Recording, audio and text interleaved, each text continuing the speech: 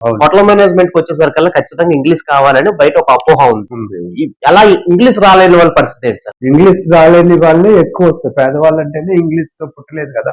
అవును. సో వాళ్ళకి ఇంగ్లీష్ రాదనేది మనకు తెలుసు. అందువల్ల వాళ్ళని బెదిరిస్తే ఉపయోగలేదు. అవును. ఇంగ్లీష్ రాలేదు కదా, బెదిరిస్తారు. ఈ చదువు ఎందుకు అని చెప్పడం కూడా తప్పు. అవును. సో నేను అటువంటి మాట ఎవరికి ఎప్పుడు చెప్పను. భాష అనేదాన్ని అది తనంతనే వచ్చినట్టు చేస్తాం. ఓకే. వాడికి తెలియకుండానే వచ్చినట్టు చెయ్యాలి.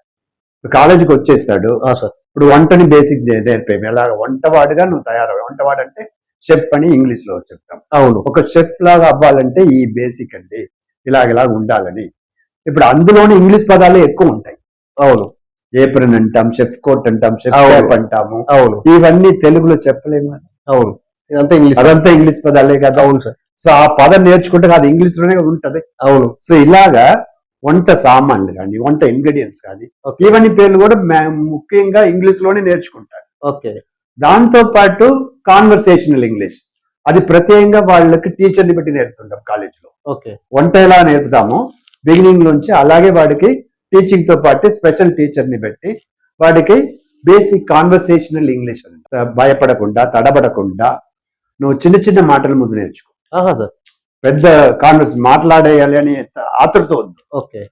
చిన్న చిన్నగా మాట్లాడు, సెంటెన్స్ ని కలుపు. ఓకే. వంటని ఎలాగా ముందు కట్ చేసుకుని తర్వాత పొయ్యిలో వేస్తామో అలాగా మనం చిన్న చిన్న మాటలతో మొదలు పెడతాం అని టీచర్స్ కూడా అలా ఎంకరేజ్ చేస్తారు. చిన్న చిన్న సెంటెన్స్ తో మొదలు పెడతారు.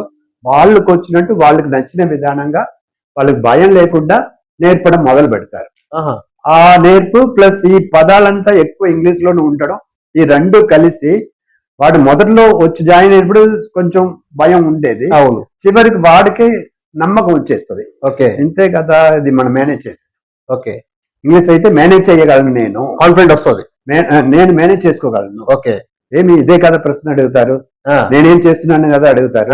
అది ఇంగ్లీష్ లో చెప్పడం నాకు వచ్చు ఇప్పుడు. ఓకే.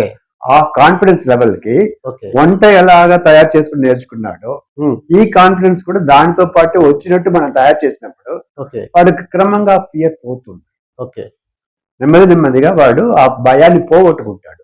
వాడికి ఇంకా అది ఒక సమస్యలాగా ఉండదు. At the end of the year ఒక 8 నెలలు మనతో ఉన్నాడంటే వాడు కాన్ఫిడెన్స్ లెవెల్ ని స్లోగా పెంచుతుంటాం. వాడికే తెలియకుండా అది ముందుకు వచ్చేస్తుంది.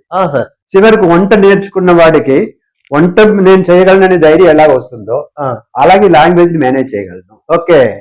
నా వల్ల అవుతుంది, రెండు నేర్పించేస్తాను, నా వల్ల అవుతుంది అనే నమ్మకం వాడికి వచ్చినట్టు చేస్తాం. ఓకే. అందువల్ల వాళ్ళు కాన్ఫిడెంట్ గా వెళ్తారు, భయం లేకుండా వెళ్తారు. భాష నాకు రాదని.